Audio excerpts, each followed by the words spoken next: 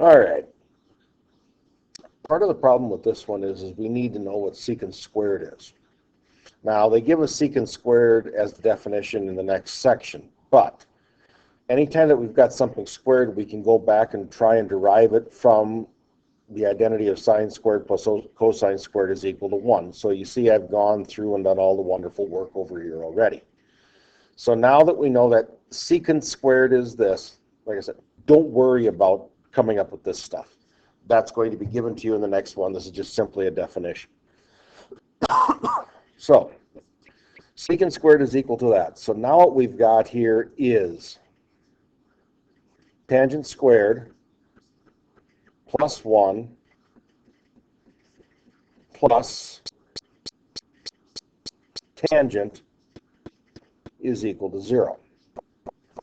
Or rewrite it so you end up dealing with tangent squared theta plus tangent of theta plus 1 is equal to 0. Now, I'll give you a quick hint here with this. When you're going through and working with this, sometimes it's a good idea to take a look at the discriminant to determine whether you actually have to go through and do a lot of this stuff.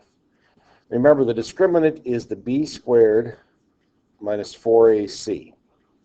Now, if that is bigger than 0, you got two real solutions. If it's equal to 0, you've got one real solution. If it's less than 0, you have no real solutions. So if I take a look at this, I got b squared, coefficient here is going to be 1 minus 4 times a, which is 1 again, times c, which is 1 again, and I end up here with 1 minus 4, so I get negative 3.